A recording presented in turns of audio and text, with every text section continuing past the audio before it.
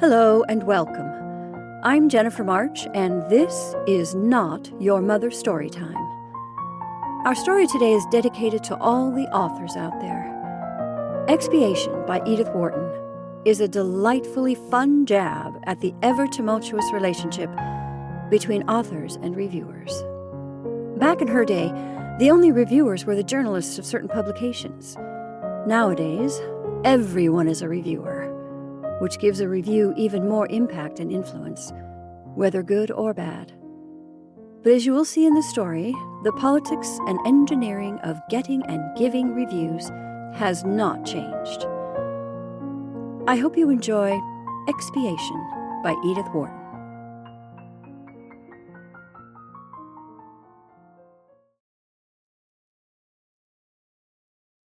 One. "I can never," said Mrs. Featherell, "hear the bell without a shudder." Her unruffled aspect, she was the kind of woman whose emotions never communicated themselves to her clothes, and the conventional background of the New York drawing-room, with its pervading implication of an imminent tea tray, and of an atmosphere in which the social functions have become purely reflex, lent to her declaration. A relief not lost on her cousin Mrs. Clinch, who, from the other side of the fireplace, agreed with a glance at the clock that it was the hour for bores. "Bores!" cried Mrs. Featherell impatiently. "If I shuddered at them, I should have a chronic ague." She leaned forward and laid a sparkling finger on her cousin's shabby knee. "I mean the newspaper clippings," she whispered. Mrs. Clinch returned a glance of intelligence. "They've begun already?" "Not yet, but they're sure to now, at any minute. My publisher tells me." Mrs. Featherell's look of apprehension sat oddly on her small features, which had an air of neat symmetry, somehow suggestive of being set in order every morning by the housemaid. Someone, there were rumors that it was her cousin, had once said that Paula Featherell would have been very pretty if she hadn't looked so like a moral axiom in a copybook hand. Mrs. Clinch received her confidence with a smile. "Well," she said, "I suppose you were prepared for the consequences of authorship?" Mrs. Featherell blushed brightly. "It isn't their coming," she owned. "It's their coming now." "Now?" "The bishop's in town." Mrs. Clinch leaned back and shaped her lips to a whistle, which deflected in a laugh. "Well," she said. "You see?" Mrs. Featherell triumphed. "Well, aren't you prepared for the bishop?" "Not now. At least, I hadn't thought of him seeing the clippings." "And why shouldn't he see them?" "Bella, won't you understand? It's John." "John, who has taken the most unexpected tone.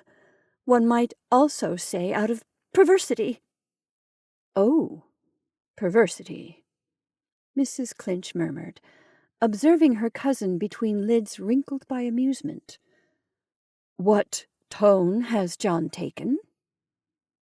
Mrs. Featherell threw out her answer with the desperate gesture of a woman who lays bare the traces of a marital fist. "The tone of being proud of my book."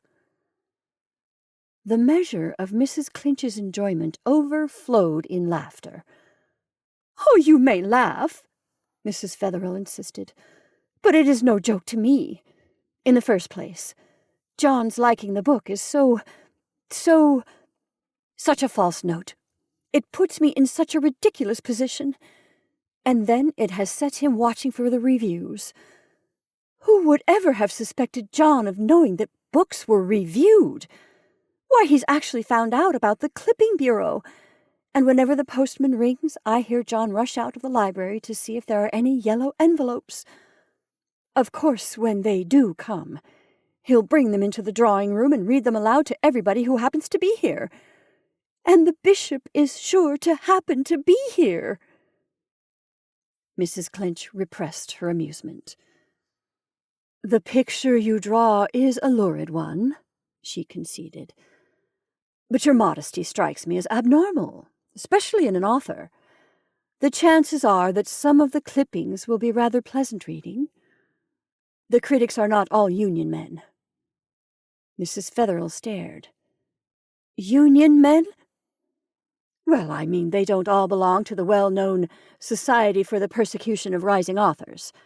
Some of them have even been known to defy its regulations and say a good word for a new writer." "Oh, I dare say," said Mrs. Fetherell, with the laugh her cousin's epigram exacted. "But you don't quite see my point. I'm not at all nervous about the success of my book. My publisher tells me I have no need to be. But I am afraid of its being a succès de scandale." "Mercy," said Mrs. Clinch, sitting up. The butler and footman at this moment appeared with the tea-tray, and when they had withdrawn, Mrs. Fetherell, bending her brightly rippled head above the kettle, continued in a murmur of avowal. "The title, even, is a kind of challenge." "Fast and Loose," Mrs. Clinch mused. "Yes, it ought to take." "I didn't choose it for that reason," the author protested. "I should have preferred something quieter, less pronounced. But I was determined not to shirk the responsibility of what I had written. I want people to know beforehand exactly what kind of book they are buying." "Well," said Mrs. Clinch, "that's a degree of conscientiousness that I've never met with before. So few books fulfill the promise of their titles that experienced readers never expect the fare to come up to the menu." "Fast and Loose will be no disappointment on that score," her cousin significantly returned. "I've handled the subject without gloves. I've called a spade a spade."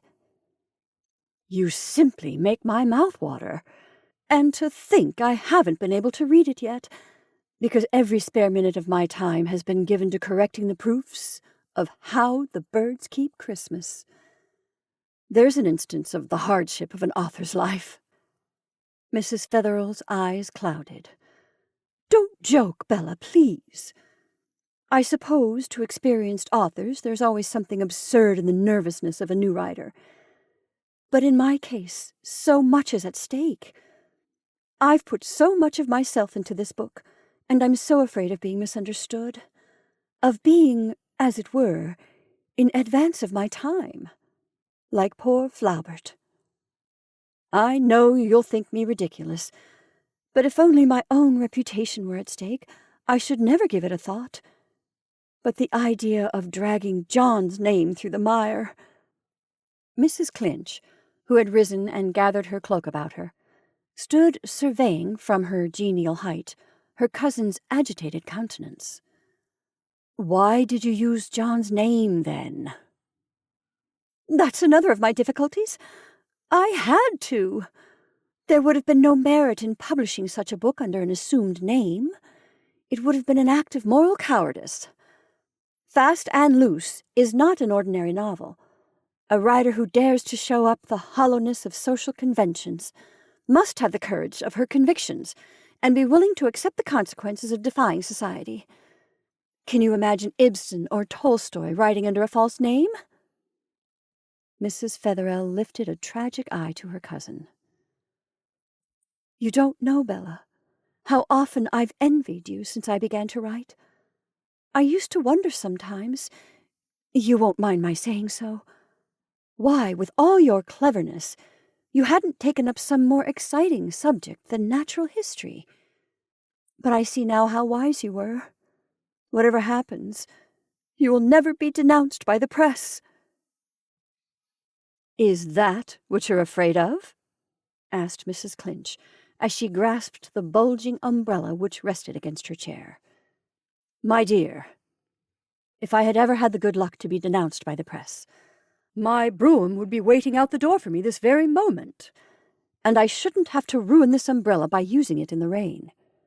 Why, you innocent, if I'd ever felt the slightest aptitude for showing up social conventions, do you suppose I should waste my time writing Nests Ajar and How to Smell the Flowers? There's a fairly steady demand for pseudoscience and colloquial ornithology. But it's nothing, simply nothing, to the ravenous call for attacks on social institutions, especially by those inside the institutions." There was often, to her cousin, a lack of taste in Mrs. Clinch's pleasantries, and on this occasion they seemed more than usually irrelevant. Fast and Loose was not written with the idea of a large sale. Mrs. Clinch was unperturbed. "Perhaps that's just as well," she returned, with a philosophic shrug. "The surprise will be all the pleasanter, I mean, for of course it's going to sell tremendously, especially if you can get the press to denounce it." "Bella, how can you? I sometimes think you say such things expressly to tease me, and yet I should think you of all women would understand my purpose in writing such a book. It has always seemed to me that the message I had to deliver was not for myself alone, but for all the other women in the world who have felt the hollowness of our social shams, the ignominy of bowing down to the idols of the market, but have lacked either the courage or the power to proclaim their independence. And I have fancied, Bella dear, that however severely society might punish me for revealing its weaknesses, I could count on the sympathy of those who, like you," Mrs. Fetherell's voice sank, "have passed through the deep waters." Mrs. Clinch gave herself a kind of canine shake, as though to free her ample shoulders from any drop of the element she was supposed to have traversed. "Oh, call them muddy rather than deep," she returned. "And you'll find, my dear, that women who've had any wading to do are rather shy of stirring up mud. It sticks, especially on white clothes." Mrs. Fetherell lifted an undaunted brow. "I'm not afraid," she proclaimed, and at the same instant she dropped her teaspoon with a clatter and shrank back into her seat. "There's the bell!" she exclaimed, "and I know it's the bishop." It was, in fact, the Bishop of Ossining, who, impressively announced by Mrs. Fetherell's butler, now made an entry that may best be described as not inadequate to the expectations the announcement raised. The bishop always entered a room well, but when unannounced, or preceded by a low church butler who gave him his surname, his appearance lacked the impressiveness conferred on it by the due specification of his diocesan dignity. The bishop was very fond of his niece, Mrs. Fetherell, and one of the traits he most valued in her was the possession of a butler who knew how to pronounce a bishop.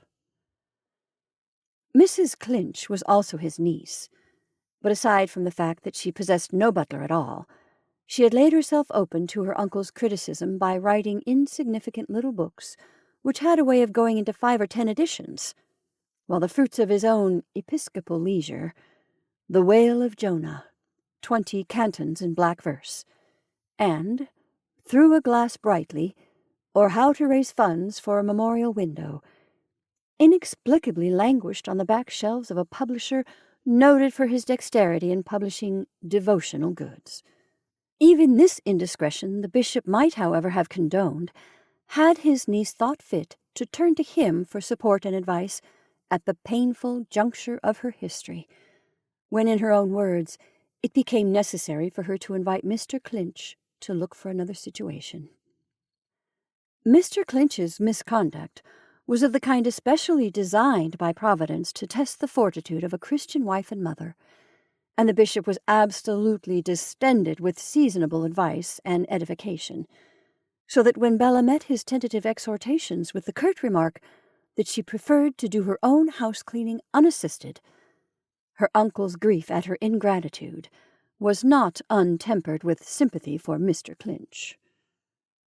It is not surprising, therefore, that the bishop's warmest greetings were always reserved for Mrs. Fetherell, and on this occasion Mrs. Clinch thought she detected, in the salutation which fell to her share, a pronounced suggestion that her own presence was superfluous, a hint which she took with her usual imperturbable good humour. 2. Left alone with the bishop, Mrs. Fetherell sought the nearest refuge from conversation by offering him a cup of tea. The bishop accepted with the preoccupied air of a man to whom, for the moment, tea is but a subordinate incident. Mrs. Fetherell's nervousness increased, and knowing that the surest way of distracting attention from one's own affairs is to affect an interest in those of one's companion, she hastily asked if her uncle had come to town on business. "On business, yes," said the bishop, in an impressive tone. "I had to see my publisher, who has been behaving rather unsatisfactorily in regard to my last book." "Ah, your last book?" faltered Mrs. Fetherell, with the sickening sense of her inability to recall the name or nature of the work in question, and a mental vow never again to be caught in such ignorance of a colleague's productions. "Through a glass brightly," the bishop explained, with an emphasis which revealed his detection of her predicament. "You may remember that I sent you a copy last Christmas?" "Of course I do," said Mrs. Fetherell brightly. "It was that delightful story of the poor consumptive girl who had no money, and 2 little brothers to support—" "Sisters. Idiot sisters," the bishop gloomily corrected. "I mean sisters, and who managed to collect money enough to put a beautiful memorial window to her grandfather, whom she had never seen, but whose sermons had been her chief consolation and support during her long struggle with poverty and disease." The bishop gave the satisfied sigh of the workman who reviews his completed task. "A touching subject, surely. And I believe I did it justice. At least, so my friends assured me." "Why, yes. I remember there was a splendid review of it in the Reredos," cried Mrs. Fetherell, moved by the incipient instinct of reciprocity. "Yes, my dear friend Mrs. Gollinger, whose husband, the late Dean Gollinger, was under very particular obligations to me. Mrs. Gollinger is a woman of rare literary acumen, and her praise of my book was unqualified.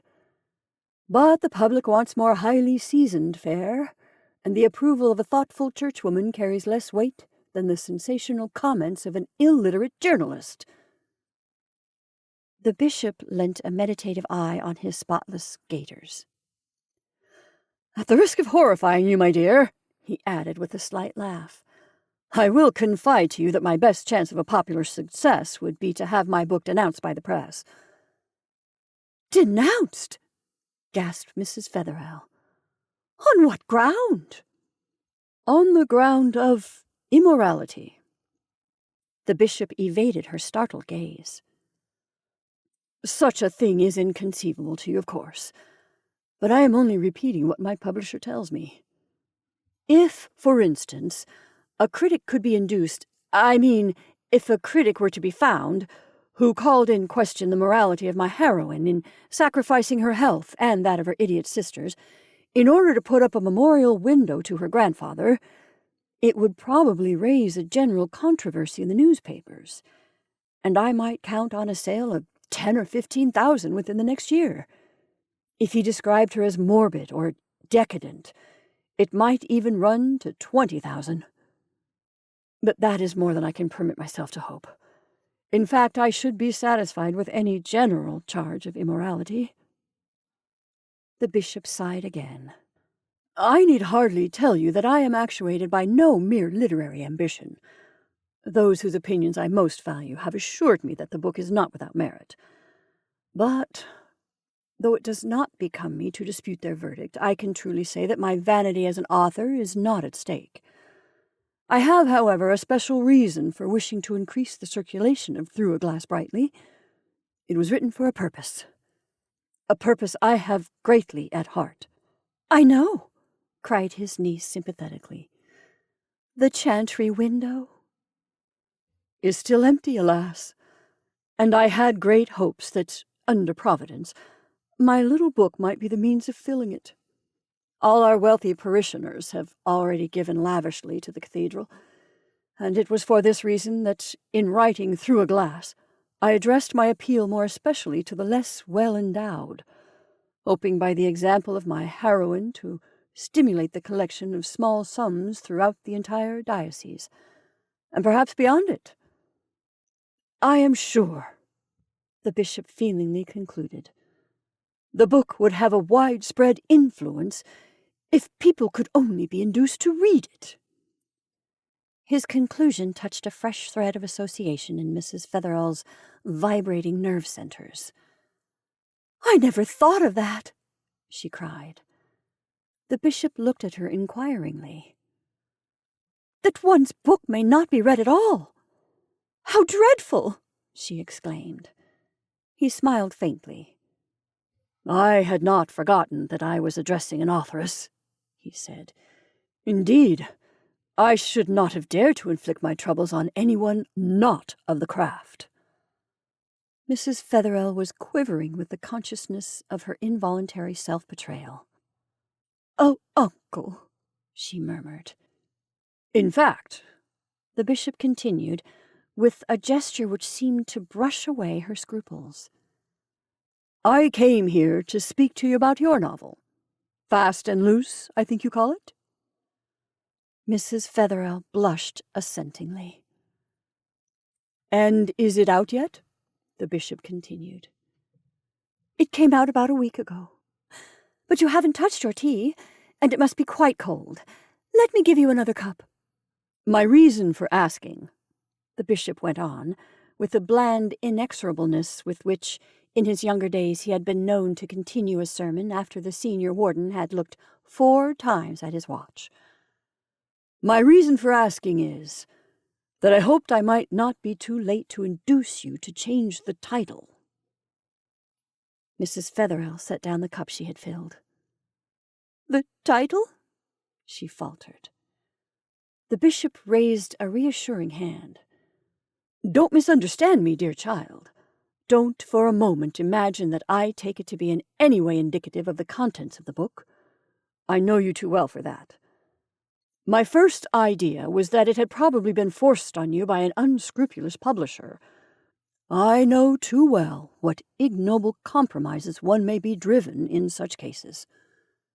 He paused, as though to give her the opportunity of confirming this conjecture, but she preserved an apprehensive silence, and he went on, as though taking up the second point in his sermon. "Or again, the name may have taken your fancy without your realizing all that it implies, to minds more alive than yours to offensive innuendos. It is, excessively suggestive, and I hope I am not too late to warn you of the false impression it is likely to produce on the very readers whose approbation you would most value. My friend Mrs. Gollinger, for instance." Mrs. Fetherell, as the publication of her novel testified, was in theory a woman of independent views, and if in practice she sometimes failed to live up to her standard, it was rather from an irresistible tendency to adapt herself to her environment than from any conscious lack of moral courage. The bishop's exordium had excited in her that sense of opposition, which such admonitions are apt to provoke. But as he went on, she felt herself gradually enclosed in an atmosphere in which her theories vainly gasped for breath. The bishop had the immense dialectical advantage of invalidating any conclusions at variance with his own, by always assuming that his premises were among the necessary laws of thought. This method, combined with the habit of ignoring any classifications but his own, created an element in which the first condition of existence was the immediate adoption of his standpoint, so that his niece, as she listened, seemed to feel Mrs. Gollinger's Macklin cap spreading its conventual shadow over her rebellious brow, and the Revue de Paris at her elbow, turning into a copy of the Reredos. She had meant to assure her uncle that she was quite aware of the significance of the title she had chosen, that it had been deliberately selected as indicating the subject of her novel, and that the book itself had been written in direct defiance to the class of readers for whose susceptibilities she was alarmed. The words were almost on her lips when the irresistible suggestion conveyed by the bishop's tone and language deflected them into an apologetic murmur. "Oh, uncle, you mustn't think— I never meant—" How much further this current of reaction might have carried her, the historian is unable to compute her. For at this point the door opened and her husband entered the room. "The first review of your book!" he cried, flourishing a yellow envelope. "My dear Bishop, how lucky you're here!" Though the trials of marriage life have been classified and catalogued with exhaustive accuracy, there is one form of conjugal misery which has perhaps received inadequate attention, and that is the suffering of the versatile woman whose husband is not equally adapted to her moods. Every woman feels for the sister who is compelled to wear a bonnet which does not go with her gown. But how much sympathy is given to her whose husband refuses to harmonize with the pose of the moment? Scant justice has, for instance, been done to the misunderstood wife whose husband persists in understanding her, to the submissive helpmate whose taskmaster shuns every opportunity of browbeating her, and to the generous and impulsive being whose bills are paid with philosophic calm. Mrs. Featherell, as wives go, had been fairly exempt from trials of this nature, for her husband, if undistinguished by pronounced brutality and indifference, had at least the negative merit of being her intellectual inferior.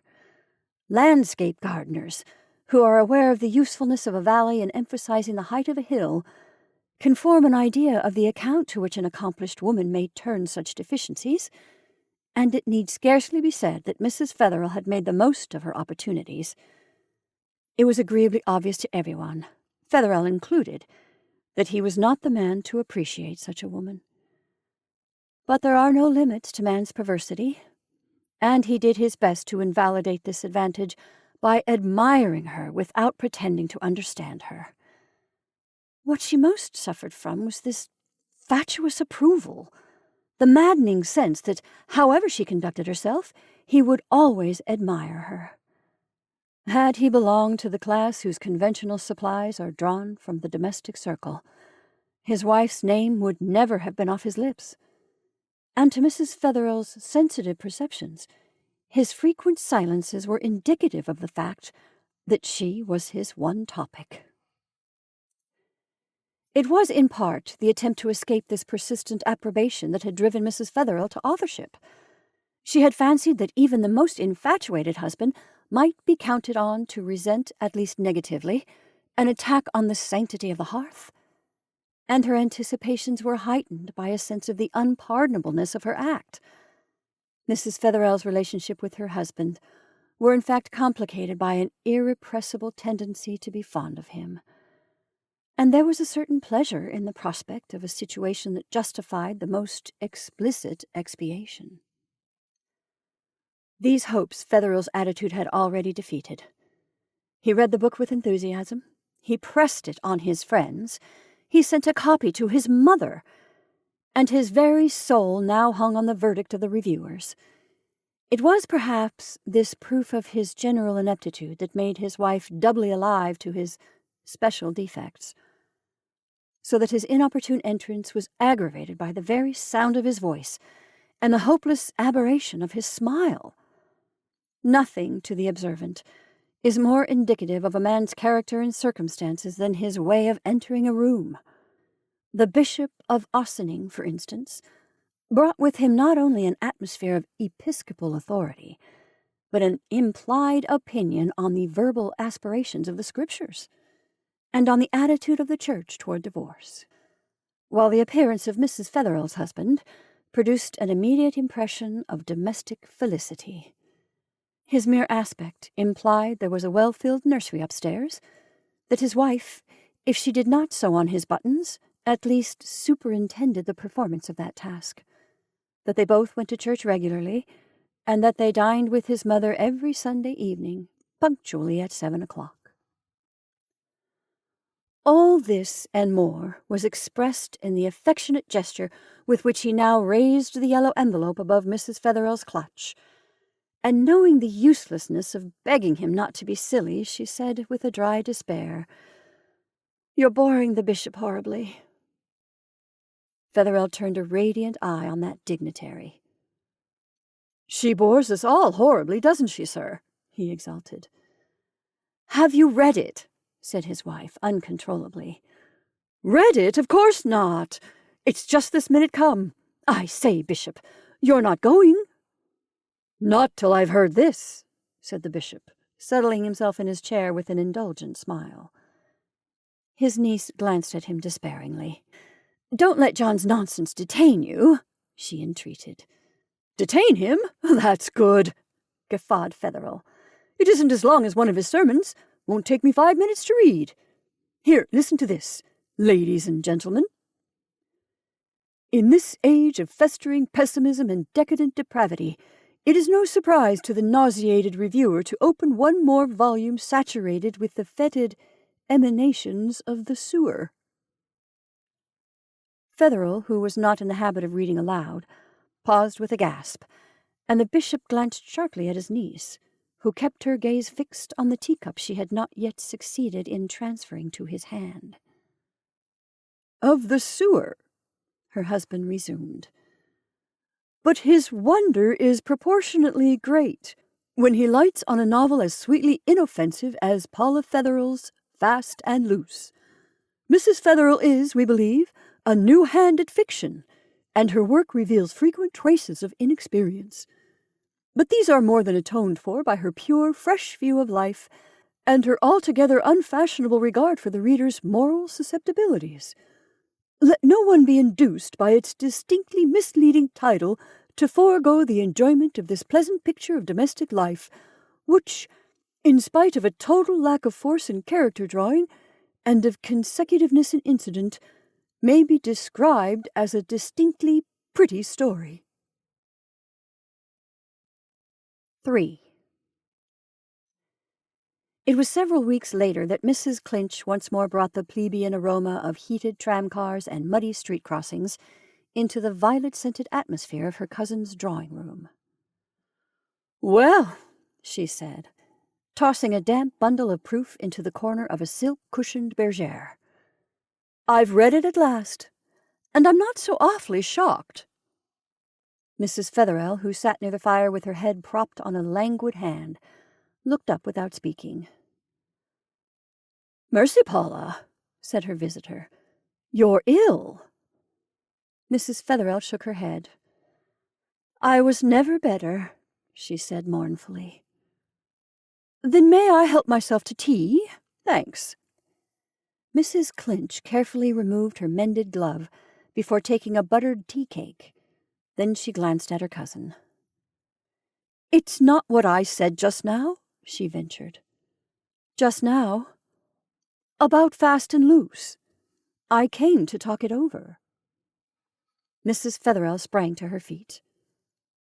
"I never," she cried dramatically, "want to hear it mentioned again." "Paula!"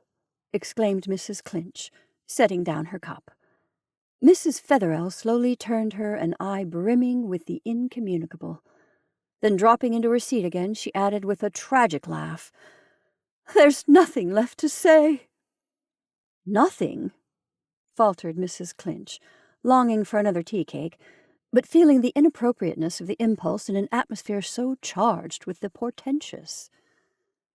"Do you mean that everything has been said?" She looked attentively at her cousin. "Haven't they been nice?" "They've been odious, odious!" Mrs. Fetherell burst out, with an ineffectual clutch at her handkerchief. "It's been perfectly intolerable." Mrs. Clinch, philosophically resigning herself to the propriety of taking no more tea, crossed over to her cousin and laid a sympathizing hand on the lady's agitated shoulder. "It is a bore at first," she conceded, "but you'll be surprised to see how soon one gets used to it." "I shall never get used to it," Mrs. Fetherell brokenly declared. "Have they been so very nasty, all of them?" "Every one of them," the novelist sobbed. "I'm so sorry, dear. It does hurt, I know. But hadn't you rather expected it?" "Expected it?" cried Mrs. Fetherell, sitting up.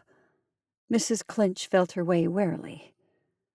"I only meant, dear, that I fancied, from what you said before the book came out, that you rather expected, that you'd rather discounted. They're recommending it to everybody as a perfectly harmless story? Good gracious! Is that what they've done? Mrs. Fetherell speechlessly nodded. Every one of them? Every one! Whew, said Mrs. Clinch, with an incipient whistle. Why, you've just said it yourself, her cousin suddenly reproached her. Said what? That you weren't so awfully shocked? I? Oh, well, you see, you keyed me up to such a pitch that it wasn't quite as bad as I expected. Mrs. Fetherell lifted a smile steeled for the worst. Why not say it at once, she suggested. That it's a distinctly pretty story? They haven't said that. They've all said it. My poor Paula. Even the bishop. The bishop called it a pretty story? He wrote me. I've his letter somewhere. The title rather scared him. He wanted me to change it. But when he'd read the book, he wrote that it was all right, and that he'd sent several copies to his friends. That old hypocrite, cried Mrs. Clinch. That was nothing but professional jealousy. Do you think so? Cried her cousin, brightening. Sure of it, my dear. His own books don't sell, and he knew the quickest way to kill yours was to distribute it through the diocese with his blessing. Then you don't really think it's a pretty story? Dear me, no. Not nearly as bad as that. You're so good, Bella. But the reviewers? Oh, the reviewers, Mrs. Clinch jeered. She gazed meditatively at the cold remains of her tea-cake. Let me see, she said suddenly. Do you happen to remember if the first review came out in an important paper? Yes, the Radiator. That's it. I thought so. Then the others simply followed suit. They often do if a bigger paper sets the pace. Saves a lot of trouble. Now, if you could only have got the Radiator to denounce you— That's what the bishop said, cried Mrs. Fetherell. He did? He said his only chance of selling through a glass brightly was to have it denounced on the ground of immorality. Said Mrs. Clinch. I thought he knew a trick or two. She turned an illuminated eye on her cousin. You ought to get him to denounce Fast and Loose, she cried. Mrs. Fetherell looked at her suspiciously. I suppose every book should stand or fall on its own merits, she said in an inconvinced tone. Bosh! That view is as extinct as the post-chaise and the packet ship. It belongs to the time when people read books. Nobody does that now. The reviewer was the first to set the example, and the public were only too thankful to follow it. At first they read the reviews. Now they read only the publisher's extracts from them. Even these are rapidly being replaced by paragraphs borrowed from the vocabulary of commerce. I often have to look twice before I am sure if I'm reading a department store advertisement or the announcement of a new batch of literature. The publishers will soon be having their fall and spring openings and their special importations for Horse Show Week. But the bishop is right, of course. Nothing helps a book like a rousing attack on its morals. And as the publishers can't exactly proclaim the impropriety of their own wares, the task has to be left to the press. Or the pulpit. The pulpit? Mrs. Fetherell mused. Why, yes. Look at those 2 novels in England last year. Mrs. Fetherell shook her head hopelessly. There's so much more interest in literature in England than here. Well, we've got to make the supply create the demand. The bishop could run your novel up into the 100,000s in no time. But if he can't make his own sell, my dear, a man can't very well preach against his own writings. Mrs. Clinch rose and picked up her proofs. I'm awfully sorry for you, Paula dear, she concluded. But I can't help being thankful that there's no demand for pessimism in the field of natural history. Fancy having to write The Fall of a Sparrow, or How the Plants Misbehave. 4.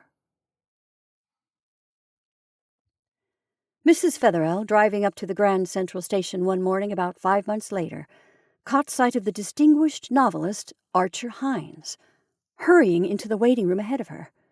Hines, on his side, recognized her brougham, turned back to greet her as the footman opened the carriage door. "My dear colleague, is it possible that we are traveling together?" Mrs. Featherell blushed with pleasure. Hines had given her 2 columns of praise in the Sunday Meteor, and she had not yet learned to disguise her gratitude. "I'm going to Ossining," she said smilingly. "So am I. Why, this is almost as good as an elopement." "And it will end where elopements ought to, in church." "In church? You're not going to Ossining to go to church?" "Why not? There's a special ceremony in the cathedral. The chantry window is to be unveiled." "The chantry window? How picturesque! What is a chantry? And why do you want to see it unveiled? Are you after copy? Doing something in the Wismas manner? La Cathédrale, eh?" "Oh, no." Mrs. Featherell hesitated. "I'm going simply to please my uncle," she said at last. "Your uncle?" "The bishop, you know," she smiled. "The bishop? The Bishop of Ossining? Why, wasn't he the chap who made that ridiculous attack on your book? Is that prehistoric ass your uncle? Upon my soul, I think you're mighty forgiving to travel all the way to Ossining for one of his stained-glass sociables." Mrs. Featherell's smile flowed into a gentle laugh. "Oh, I've never allowed that to interfere with our friendship. My uncle felt dreadfully about having to speak publicly against my book. It was a great deal harder for him than for me, but he thought it his duty to do so. He has the very highest sense of duty." "Well," said Hines with a shrug, "I don't know that he didn't do you a good turn. Look at that." They were standing near the bookstall, and he pointed to a placard surmounting the counter, and emblazoned with the conspicuous announcement, "Fast and Loose, new edition with author's portrait, 150,000. Mrs. Featherell frowned impatiently. "How absurd! They've no right to use my picture as a poster." "There's our train," said Hines, and they began to push their way through the crowd surging toward one of the inner doors. As they stood wedged between circumferent shoulders, Mrs. Featherell became conscious of the fixed stare of a pretty girl who whispered eagerly to her companion, "Look, Myrtle, that's Paula Featherell right behind us. I knew her in a minute." "Gracious, where?" cried the other girl, giving her head a twist which swept her Gainsborough plumes across Mrs. Featherell's face. The first speaker's words had carried beyond her companion's ear, and a lemon-colored woman in spectacles, who clutched a copy of the Journal of Psychology on one drab cotton-gloved hand, stretched her disengaged hand across the intervening barrier of humanity. "Have I the privilege of addressing the distinguished author of Fast and Loose? If so, let me thank you in the name of the Women's Psychological League of Peoria for your magnificent courage in raising the standard of revolt against—" "Can tell the rest in the car," said a fat man, pressing his good-humored bulk against the speaker's arm. Mrs. Featherell, blushing, embarrassed, and happy, slipped into the space produced by this displacement, and a few moments later had taken her seat in the train. She was a little late, and the other chairs were already filled by a company of elderly ladies and clergymen who seemed to belong to the same party, and were still busy exchanging greetings and settling themselves in their places. One of the ladies, at Mrs. Featherell's approach, uttered an exclamation of pleasure and advanced with outstretched hand. "My dear Mrs. Featherell, I'm so delighted to see you here. May I hope you're going to the unveiling of the chantry window? The dear bishop so hoped that you would do so. But perhaps I ought to introduce myself. I am Mrs. Gollinger." She lowered her voice expressively. "One of your uncle's oldest friends, one who has stood close to him through all this sad business, and who knows what he suffered when he felt obliged to sacrifice family affection to the call of duty." Mrs. Featherell, who had smiled and colored slightly at the beginning of the speech, received its close with a deprecating gesture. "Oh, pray don't mention it," she murmured. "I quite understood how my uncle was placed. I bore him no ill will for feeling obliged to preach against my book. He understood that, and was so touched by it.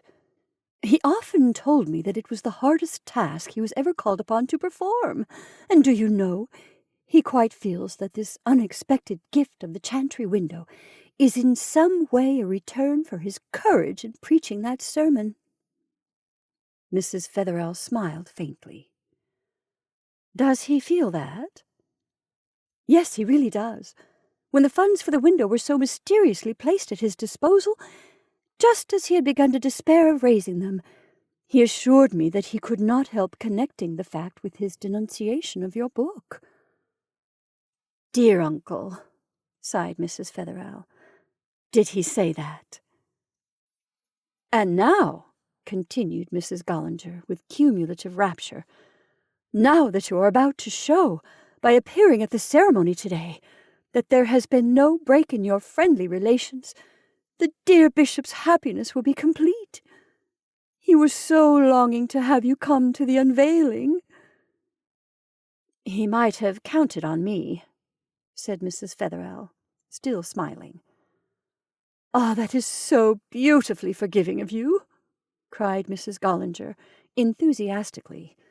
"But then, the bishop has always assured me that your real nature was very different from that which, if you will pardon my saying so, seems to be revealed in your brilliant but rather subversive book." "If only you knew my niece, dear Mrs. Gollinger," he always said, "you would see that her novel was not written all innocent of heart. And to tell you the truth, when I first read the book, I didn't think it so very, very shocking. It wasn't till the dear bishop had explained tome.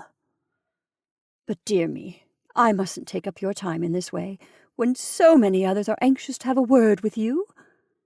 Mrs. Featherell glanced at her in surprise, and Mrs. Gollinger continued with a playful smile, "You forget that your face is familiar to thousands whom you have never seen.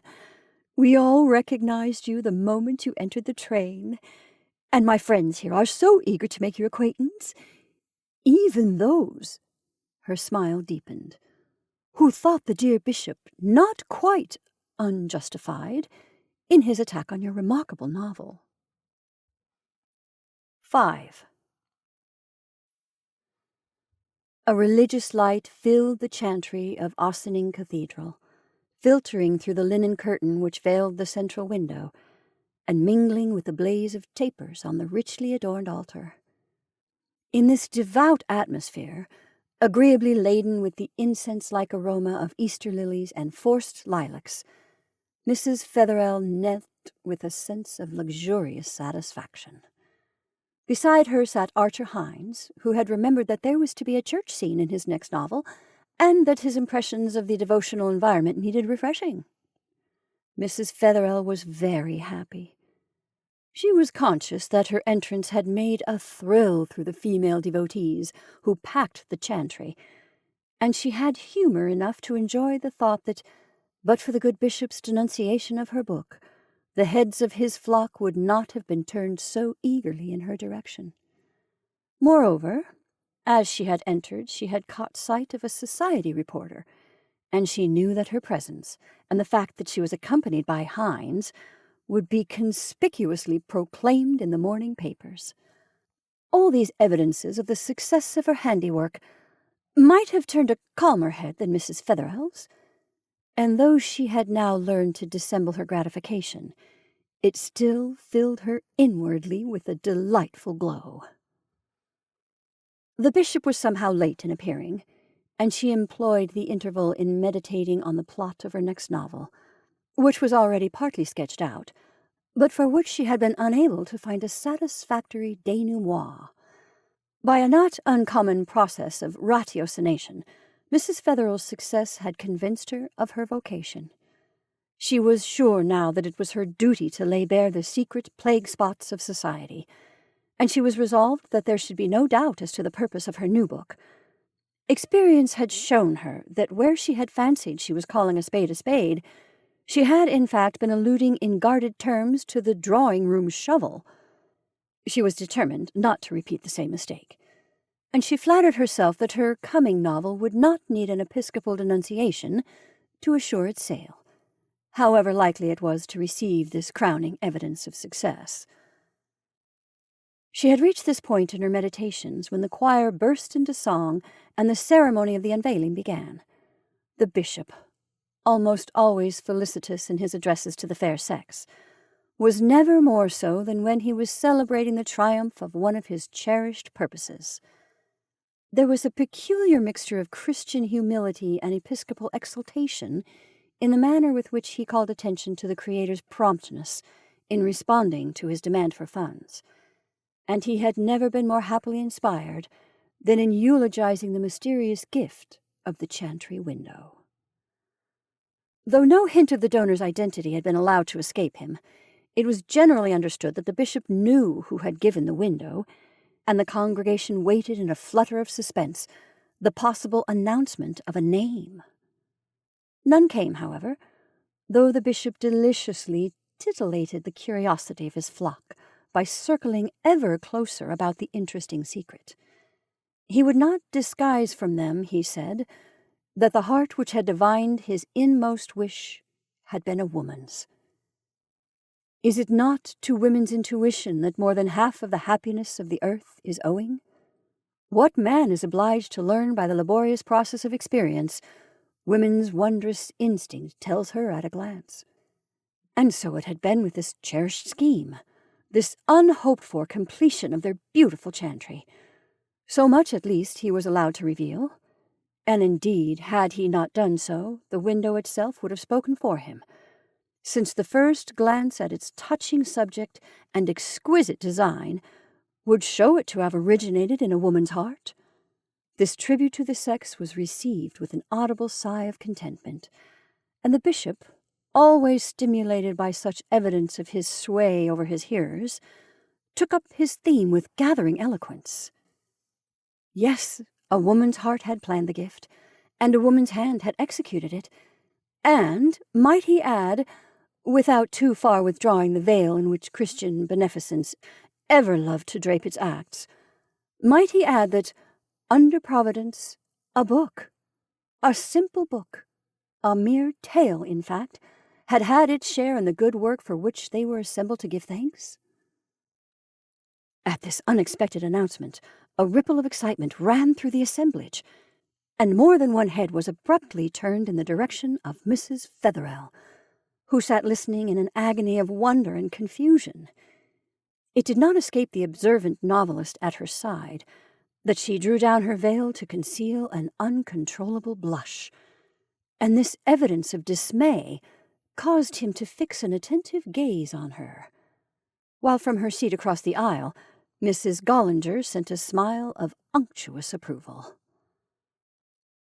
"A book, a simple book." The bishop's voice went on above this flutter of mingled emotions. "What is a book? Only a few pages and a little ink. And yet one of the mightiest instruments which Providence has devised for shaping the destinies of man. One of the most powerful influences for good or evil which the Creator has placed in the hands of his creatures." The air seemed intolerably close to Mrs. Fetherell, and she drew out her scent bottle and then thrust it hurriedly away, conscious that she was still the center of an unenviable attention. And all the while the bishop's voice droned on. "And of all forms of literature, fiction is doubtless that which has exercised the greatest sway, for good or evil, over the passions and imagination of the masses. Yes, my friends, I am the first to acknowledge it. No sermon, however eloquent, no theological treatise, however learned and convincing, has ever inflamed the heart and imagination like a novel. A simple novel.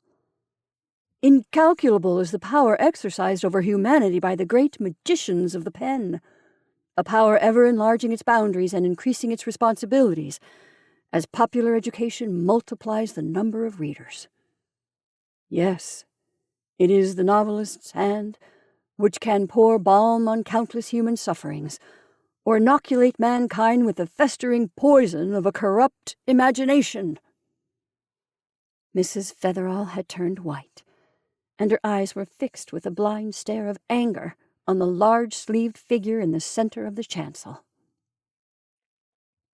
And all too often, alas, it is the poison and not the balm which the unscrupulous hand of genius proffers to its unsuspecting readers. But, my friends, why should I continue? None know better than an assemblage of Christian women, such as I am addressing now, the beneficence or baleful influence of modern fiction.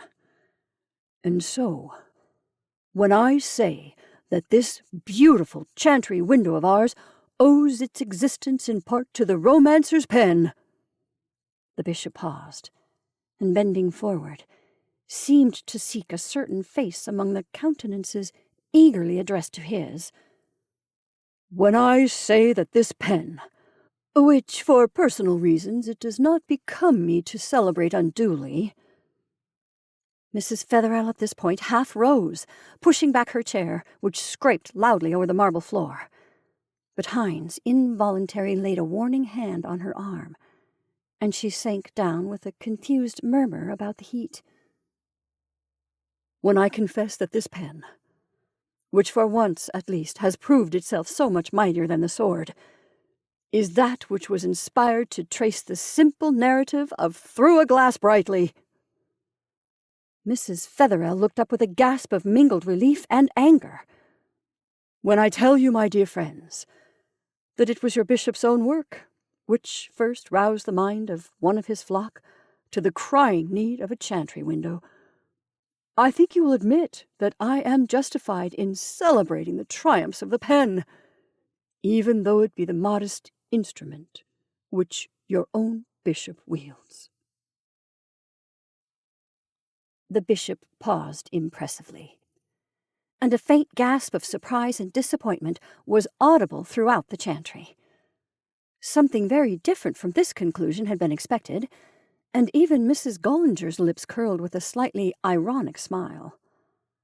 But Archer Hines's attention was chiefly reserved for Mrs. Featherall, whose face had changed with astonishing rapidity, from surprise to annoyance, from annoyance to relief, and then back again to something very like indignation. The address concluded, the actual ceremony of the unveiling was about to take place, and the attention of the congregation soon reverted to the chancel, where the choir had grouped themselves beneath the veiled window, prepared to burst into a chant of praise as the bishop drew back the hanging. The moment was an impressive one, and every eye was fixed on the curtain. Even Hines's gaze strayed to it for a moment, but soon returned to his neighbor's face. And then he perceived that Mrs. Featherall, alone of all the persons present, was not looking at the window. Her eyes were fixed in an indignant stare on the bishop. A flush of anger burned becomingly under her veil, and her hands nervously crumpled the beautifully printed program of the ceremony. Hines broke into a smile of comprehension. He glanced at the bishop, and back at the bishop's niece. And then, as the episcopal hand was solemnly raised to draw back the curtain, he bent and whispered in Mrs. Featherall's ear, "Why, you gave it yourself!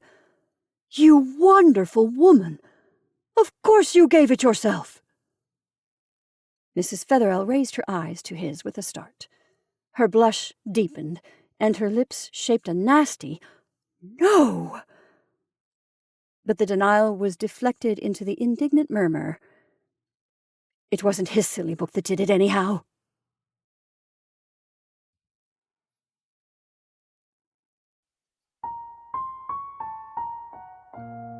And that's our story for this evening.